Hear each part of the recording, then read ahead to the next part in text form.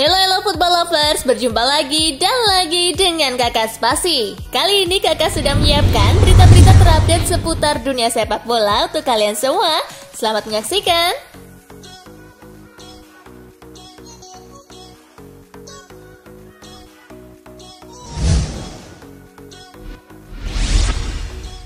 Bayern Munchen tetapkan harga final Thiago Alcantara. Bayern Munchen mulai ambil ancang-ancang untuk berpisah dengan Thiago Alcantara. Die Roten dikabarkan sudah menetapkan harga jual sang gelandang di musim panas nanti. Bild mengklaim bahwa pihak Bayern Munchen sebenarnya masih ingin mempertahankan Thiago di tim mereka. Sang gelandang dinilai masih menjadi salah satu gelandang terbaik mereka. Pihak Bayern sudah menawarkan kontrak baru untuk sang gelandang, tetapi Thiago menolak tawaran tersebut. Jadi Bayern terpaksa menjualnya di musim panas nanti. Die Roten mematok harga yang cukup tinggi untuk Thiago. Sang gelandang dibanderol di angka 30 juta euro pas.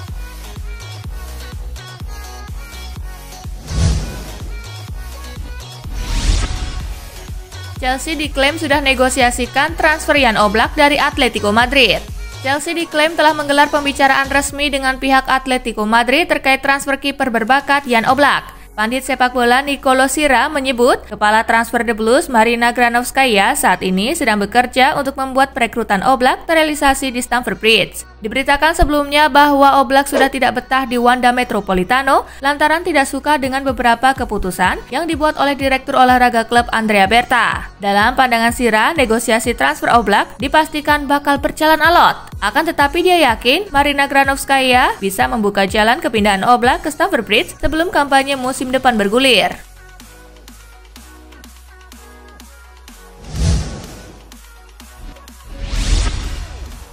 Arsenal segera amankan masa depan Dani Ceballos. Spekulasi mengenai masa depan Dani Ceballos mulai menemukan titik terang. Playmaker Real Madrid itu diberitakan bakal bertahan di Arsenal musim depan. AS melansir bahwa pihak Real Madrid sudah dihubungi oleh manajemen Arsenal terkait masa depan Ceballos. Arsenal berhasil meyakinkan Real Madrid untuk meminjamkan kembali Ceballos musim depan. Ia akan dipinjam lagi hingga tahun 2021 mendatang.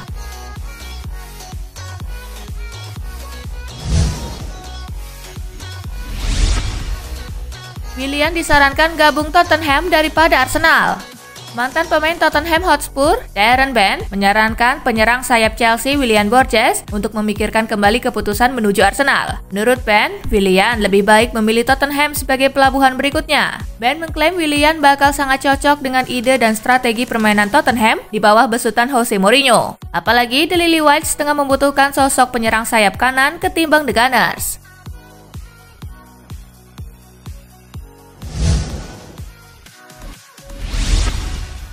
Zlatan Ibrahimovic mengangkat performa AC Milan. Penampilan AC Milan menanjak seiring dengan kedatangan Zlatan Ibrahimovic. Pemain 38 tahun itu disebut sudah mengangkat performa rossoneri. Milan juga tak terkalahkan dalam 11 pertandingan sejak Serie A start lagi usai jeda karena pandemi virus corona. Ada 8 kemenangan dan 3 hasil imbang yang diraih. Pioli memberikan pujian untuk Zlatan Ibrahimovic atas pengaruh besarnya di Milan. Kehadiran pemain asal Swedia itu memberikan solusi untuk Milan yang tak dimiliki sebelum bulan Januari 2020.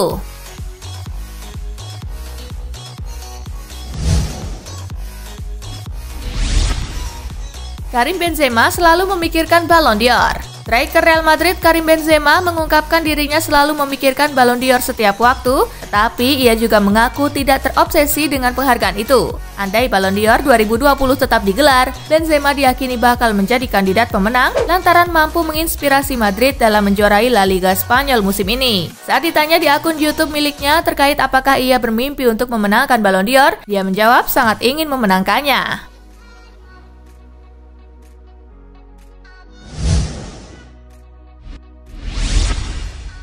Demi temani Bruno Fernandes dan Paul Pogba, MU bidik pemain 1,3 triliun rupiah. Bruno Fernandes dan Paul Pogba adalah dua pemain tengah yang kini jadi andalan Manchester United. Demi menemani mereka di sektor itu, MU kini membidik seorang pemain seharga 1,37 triliun rupiah. Menurut laporan teranyar dari Food Mercato, Manchester United kini mengarahkan bidikan ke pemain lain yang di masa lalu yang juga sempat dikaitkan dengan klub tersebut, yakni Sergej Milinkovic-Savic. Disebutkan MU kini sedang mempersiapkan tawaran baru buat Sergej Milinkovic-Savic. Saat ini pemain bersangkutan diperkirakan bernilai 80 juta euro atau sekitar 1,3 triliun rupiah, turun dari valuasi sebelumnya akibat imbas pandemi COVID-19.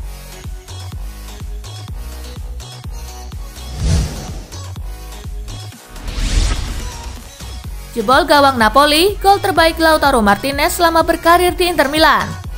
Striker andalan Inter Milan Lautaro Martinez mengakui golnya ke gawang Napoli merupakan salah satu gol terbaik dalam karirnya. Dia sangat gembira karena golnya turut membantu Nerazzurri mengamankan kemenangan di laga penting demi membesarkan peluang mereka mengakhiri kampanye Serie A Italia musim ini di posisi runner-up. Pemain bernomor punggung 10 itu mencatatkan 43 penampilan bagi Nerazzurri di seluruh kompetisi resmi sepanjang musim ini dengan berhasil mencatatkan 19 gol dan 3 assist.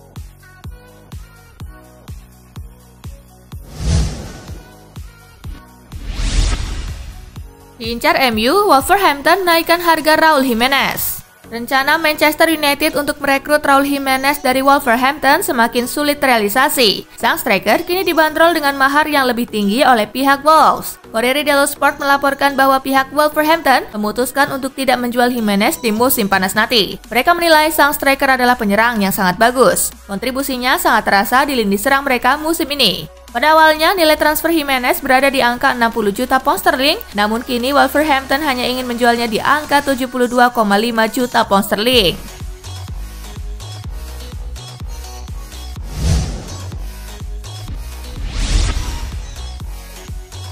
Cagliari versus Juventus, Cristiano Ronaldo dan kawan-kawan takluk 0-2.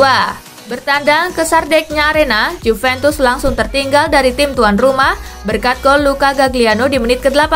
Pass it out wide to Fernando. There's a dangerous ball not been cleared yet. And then Cagliari mampu menggandakan keunggulan di penghujung babak pertama lewat aksi Giovanni Simeone. Simeone. Good hit by him. Oh! Juventus berusaha membalas di paruh kedua, namun tak ada yang berbuah gol. Skor 2-0 untuk kemenangan Cagliari bertahan hingga laga usai. Dengan hasil ini, Cagliari tetap berada di peringkat ke-13 dengan raihan 45 poin, sedangkan jumlah poin Juventus tak beranjak dari angka 83 di puncak klasemen.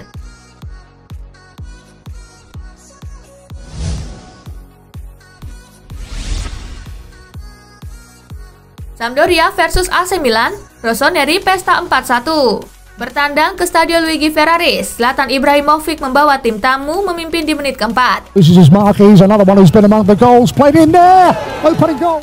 Milan kemudian berhasil menambah gol di menit ke-52 lewat aksi Hakan Calhanoglu. The first time cross, Ibrahimovic with the cushion header down.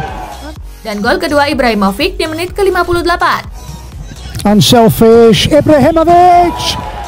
Sampdoria sempat memperkecil kedudukan lewat Christopher Asketsen di menit ke-87. We to see a consolation effort. It's a Milan menutup kemenangan menjadi 4-1 setelah Rafael Leao mencetak gol di penghujung laga.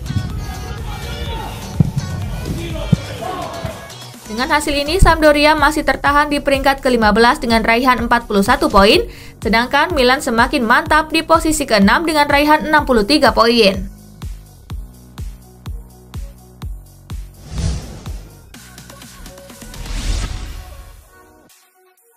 Torino versus AS Roma, sengit, Giallorossi menang 3-2. Bertanding di Stadio Olimpico Grande Torino, tuan rumah berhasil unggul di menit ke-14 lewat Alejandro Remiro. Berenguer makes the run, Zaza's ball is perfect, and the Spaniard just had... Roma membalas 2 menit berselang lewat Edin Dzeko. He just kept it alive, into Edin Dzeko! Chris Smalling berhasil membuat Roma berbalik memimpin di menit ke-23. There's Stamps over it again, Smalling's there! Amadou Diawara menambah keunggulan Roma lewat eksekusi penalti di menit ke-61. Diawara fires it into... Torino mampu memperkecil kedudukan lewat gol Wilfred Singo di menit ke-64. Sterling run, and goes for a goal, it goes under Paolo. Tidak ada tambahan gol di sisa laga, skor 2-3 untuk kemenangan Roma menghiasi laga ini. Kemenangan ini membuat Roma semakin mantap di posisi kelima dengan raihan 67 poin, Sedangkan Torino masih tertahan di peringkat ke-16 dengan raihan 39 poin.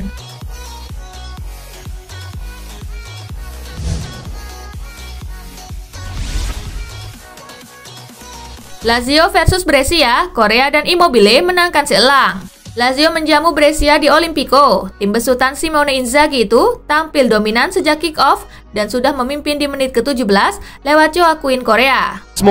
This is Immobile, Joaquin Correa for the opener. Brilliantly done. Lazio baru bisa menambah gol di menit ke-82 lewat Ciro Immobile. Now Immobile is in this time. Ciro Immobile this time. Skor 2-0 untuk kemenangan Lazio menghiasi laga ini. Raihan 3 poin tidak mengubah posisi Lazio di table klasemen. Sedangkan Brescia semakin tenggelam bersama Spal di dasar klasemen.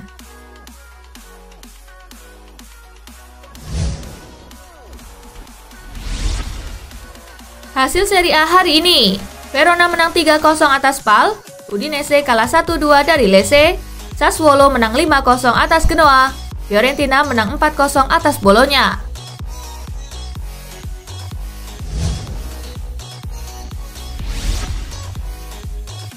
Top skor Liga Italia, Immobile makin jauh di depan Ronaldo. Ciro Immobile terus menambah pundi-pundi golnya dan mengukuhkan diri di puncak daftar top skor Liga Italia dengan 35 gol. Penyerang Lazio itu menjauhi Cristiano Ronaldo yang masih tertahan di angka 31.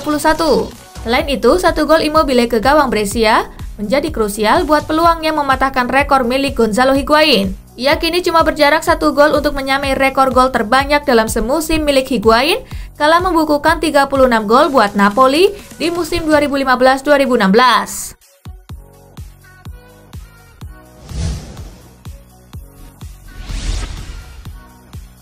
Manchester City selangkah lagi dapat Ferran Torres. Manchester City tinggal selangkah lagi mendapatkan winger muda Valencia Ferran Torres. Sky Sport melaporkan kalau pembicaraan kedua klub saat ini berada di seputar nilai transfer 20,9 juta pound sterling. Diyakini kesepakatan tinggal menunggu waktu saja, dengan angka transfer diperkirakan sedikit berubah tergantung bonus-bonus. Jika transfer Torres terkunci, Manchester City selanjutnya bisa berkonsentrasi pada sektor bek tengah. Salah satu yang diincar Pep Guardiola kabarnya adalah bek Bournemouth, Nathan Ake yang merupakan didikan Chelsea.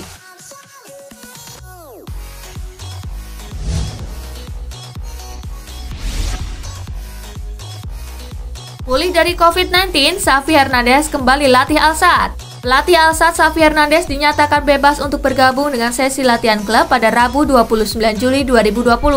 Klub memastikan Xavi telah pulih usai dinyatakan positif terinfeksi virus corona. Melalui laman resminya, Al-Sadd mengungkapkan bahwa Xavi dapat melanjutkan aktivitas normal dan memimpin sesi latihan. Xavi akan mempersiapkan tim untuk menghadapi laga lanjutan Liga Qatar melawan Al-Ahli.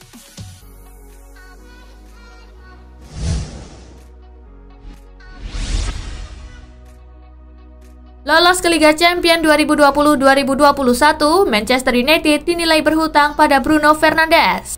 Legenda Manchester United, Wes Brown, berujar bahwa mantan klubnya itu sangat berhutang dengan Bruno Fernandes.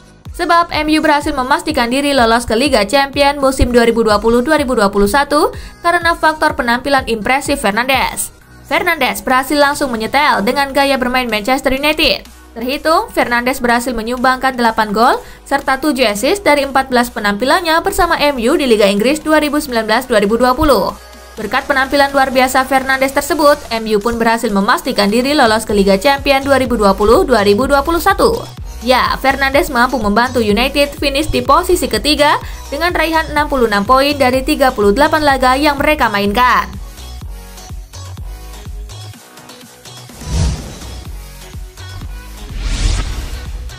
Nah itulah tadi guys, kumpulan berita menarik dan terupdate dari Kakak Spasi. Simak terus ya berita-berita terupdate lainnya dari Kakak Spasi yang pastinya akan Kakak update di Spasi Football News. Tapi jangan ditinggalin ya channel Spasinya, karena Kakak akan update juga tentang fakta-fakta menarik seputar sepak bola dunia. Dan jangan lupa untuk terus di like, comment, share, dan juga subscribe ya. See you guys!